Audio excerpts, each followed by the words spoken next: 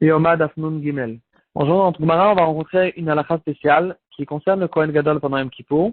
Lorsqu'il aura fini de faire la Torah dans le Kodesh HaKodashim, il ne donnera pas le dos au Kodesh HaKodashim, il devra sortir en arrière, comme on a l'habitude de faire quand on sort de la choule, par exemple, pour le kavod du Kodesh HaKodashim et de Hachem qui réside là-bas.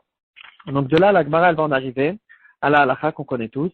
À la fin de la Hamida, on va faire 3 pas en arrière pour se séparer de Hachem, qu'on s'est adressé à lui pendant le moment de la Hamida. Et maintenant, on ne va pas donner le dos à Hachem, on ne va pas partir n'importe comment. On va faire 3 pas en arrière, justement pour le kavod de Hachem. On va essayer aujourd'hui de résumer un petit peu la halachot qui ressortent dans le Shulchan Aruch, Siman Kuf Kaf Gimel, dans la partie Orachaim, bien sûr. Et bon, certaines d'entre elles sont des halachot assez connues. On va quand même faire une révision et il y aura peut-être aussi un chidouche par-ci par-là. On va voir déjà dans le Bet Yosef, c'est dans la même référence toujours, le Tour et le Shulchan Aruch. Le Bet Yosef va nous donner plusieurs raisons pour lesquelles on a l'habitude justement de faire ces 3 pas en arrière. Pourquoi 3 pas? On va en ramener 2 du Bet Yosef et une que le Mishnah Berurah il ramène au nom du Magen Avraham. Alors le Bet Yosef il va nous ramener qu'il y a une histoire et un midrash qui va nous dire à propos de Matan Torah. Quand il y a eu Matan Torah, alors les Bnei Israël, ils ont eu tellement peur de la voix de Hachem qu'ils se sont écartés de 3000. Une distance de 1000, c'est quelque chose comme 1 kilomètre. Ils se sont écartés en arrière, et ils ont reculé en arrière 3000 du Har Sinaï. Donc parallèlement à ces 3000, on va faire 3 pas en arrière. Aussi, une autre raison, il donne le Bet Yosef, il va dire c'est comme Moshe Rabbeinu. Moshe Rabbeinu, quand il s'approchait de Hachem, quand il montait sur la montagne, justement pour parler avec Hachem, alors il s'est écrit dans le pasuk qu'il y avait là-bas Choshech Anan Va'arafel. De manière générale, tout le temps, plus on se rapproche de Hachem, de l'Akdusha, plus il y a besoin de faire des mechitot, des choses qui vont nous donner une distance. C'est que ces choses-là qui pourront nous donner la possibilité de recevoir l'Akdusha. Juste une parenthèse, par exemple, les tfilines, c'est quelque chose qui est tellement kadosh que si on mettait directement les parachiotes sur la tête, on n'aurait pas pu tenir. C'est quelque chose on est trop bas pour pouvoir tenir une telle kedusha. Donc c'est la raison pour laquelle on va prendre la chose la plus basse, la plus comment on va dire ça, la plus grasse, et on va mettre autour des tefilines. Donc on va prendre une peau d'un animal.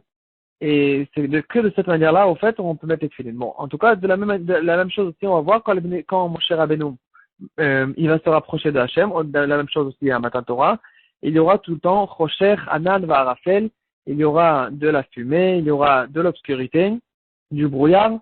C'est que de cette manière-là, au fait, où on peut se rapprocher de Hachem. D'ailleurs, le Kohen Gadol de Yom Kippour aussi, qui be'anan et la kaporet, c'est que avec la fumée de l'actoret qui peut rentrer et se rapprocher de Hachem. Donc, en tout cas, c'est écrit en tout cas 3 notions de Choshech, d'obscurité, Choshech, Hanan, Varafel. Et donc, quand Moshe Rabbeinu il sortait de parler avec Hachem, donc il sortait de ces 3 mechitot-là. Et donc, nous aussi, quand on va sortir de parler avec Hachem, pendant la Mida, alors quand on va s'écarter, on va sortir des 3 mechitot, Choshech, Hanan, Varafel. Et la troisième raison que ramène le Mishnah Berurah au nom du Magen Avraham, c'est pour se souvenir de Nebuchadnezzar, qui, lorsque Daniel, je pense, un des Névi'im est arrivé chez lui pour lui dire que il a un message de Hachem à lui transmettre, Nebuchadnezzar, il est venu, il s'est rapproché, il a fait 3 pas pour le kavod de Hachem, et la Gemara, elle va dire que grâce à ces 3 pas-là qu'il a fait, alors qu'il était un tellement grand rachat, on voit qu'Hachem, il donne un salaire pour n'importe quelle chose. Donc même pour ces 3 pas-là qu'il a fait, Hachem, il lui a donné une royauté incroyable, qui lui a donné même la force finalement de détruire le Beth Amikdash. Donc nous, quand on veut demander la reconstruction du Beth Amikdash, on va faire aussi 3 pas en arrière pour le kavod de Hachem, et justement, c'est à ce moment-là où on va dire Yeraton milfanecha, shetivne Beth Amikdash b'mera be'amenu, et on va demander la reconstruction du Beth Amikdash. Maintenant, on passe au halachot. Alors, on retrouve dans le Shulchan Aruch, premièrement, quand on commence le Oseh Shalom, on va se prosterner. On fait une prosternation complète, comme un modim. Ensuite, on va faire 3 pas en arrière. Alors, comment on fait 3 pas en arrière? Il y aura là-dessus une marloquette, mais la halakha, elle est qu'on commence par le pied gauche. Et le Mishnah Berurah, il va expliquer c'est pour montrer que c'est difficile pour nous de quitter Hachem quand le pied droit, c'est tout le temps le pied qui est plus fort. Donc, on prend le pied le plus faible pour montrer qu'on a du mal en fait, à se séparer maintenant de Hachem. Ensuite, il y aura une halakha qui dira qu'il ne faut pas faire des pas trop petits, ni des pas trop grands. Ça fait un peu d'orgueil si on fait des pas trop grands, mais pas des pas trop petits. Et ensuite, on va voir comment on fait exactement ces pas. Qu'est-ce qu'on appelle un pas? Est-ce qu'un pas, on appelle quand on bouge, on fait avancer un pied? Ou bien un pas, c'est quand on avance un pied et ensuite on bouge le deuxième pied pour égaliser au premier pied. Il y aura là-dessus une marloquette, on va la retrouver dans le bureau à la Kham, il la ramène. Mais nous, comme on a l'habitude de faire, c'est que 3 pas, c'est-à-dire d'abord, on recule le pied gauche, comme on a dit. Ensuite, le pied droit, il va reculer, on va lui faire un pas plus grand que le pied gauche, qui va se retrouver derrière. Comme on a l'habitude quand on marche en avant, on fait un pas, ensuite on fait le deuxième pas qui va dépasser, avec le deuxième pied, on va faire dépasser le premier. Et ensuite, le troisième pas, en fait, c'est tout simplement d'égaliser le pied gauche au pied droit qui se retrouvait derrière. Comme ça, il va nous ramener le Mishnah Berurah. Ensuite, quand il reste prosterné, il se tourne vers sa gauche et il va dire les 3 mots, Oseh Shalom Imromav.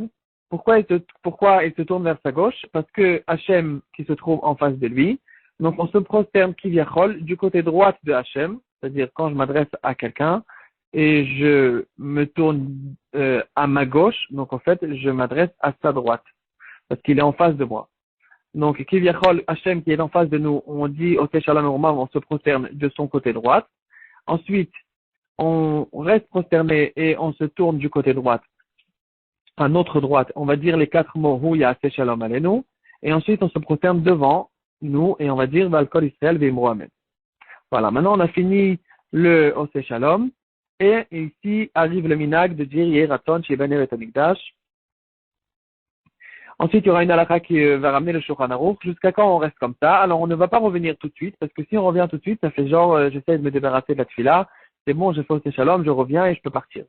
Alors je reste à ce moment-là jusqu'à que le Chazan arrive à la Kedusha, ou bien au moins, si c'est difficile pour moi, alors j'attendrai que le Chazan commence la Chazarat Hashem. Maintenant, s'il fait la Tfila tout seul, ou bien le Chazan lui-même, qui doit commencer la Chazarat Hashem, donc il ne peut pas rester en arrière, alors il attendra quelques secondes, le temps de marcher 4 amot. Ensuite, le Beit Yosef, il va nous ramener encore une halakha, une halakha intéressante qui va nous dire que il y en a dans les Rishonim qui disent qu'au fait c'est pas 3 pas qu'il faut faire, c'est 6 pas.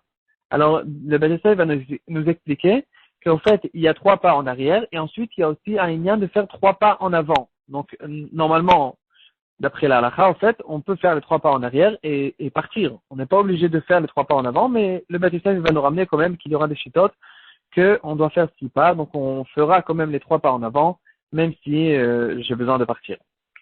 Ensuite, le Chazan, on va voir une dernière halakha, ensuite on va voir un autre sujet, une minute. Le Chazan, lui-même, quand il finit la Chazara, il n'a pas besoin de faire Oseh Shalom, mais bien sûr, quand on finit le Kaddish, à la fin du Kaddish, on fait Oseh Shalom avec toute la halachot qu'on a vue. Maintenant, mis à part ça, il y a encore d'autres cas où on va voir qu'on retourne en arrière. C'est écrit dans le Shulchan Aruch, dans la partie Yoredea maintenant. Simon Reshpebet et Ifalef, c'est lui qui se sépare de son Rav. Alors il ne lui donne pas le dos, il fait quelque part en arrière justement pour son kavod.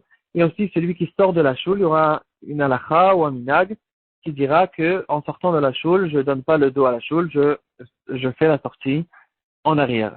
Maintenant, en ce qui concerne les drashot, par exemple, un darshan qui veut donner le dos au Aaron HaKodesh, ou bien tout simplement les Kohanim, quand ils font Birkat Kohanim, ils donnent le dos à Aaron HaKodesh, ou bien aussi quand on fait Boï Beshalom dans les Chadodin. Est-ce qu'on a le droit de donner le dos à Aaron HaKodesh? Là, c'est une question que les poskim en parlent. Finalement, les poskim disent qu'on a l'habitude d'être méquel là-dessus, parce que le Aaron HaKodesh qui se trouve à une hauteur de 10 tfachim, c'est dans une boîte en soie, les Sifrei Torah, ils sont fermés dans une boîte en soie, donc c'est considéré pratiquement comme si c'était une autre salle. Donc, à cause de ça, on permet de donner le dos au Aaron HaKodesh.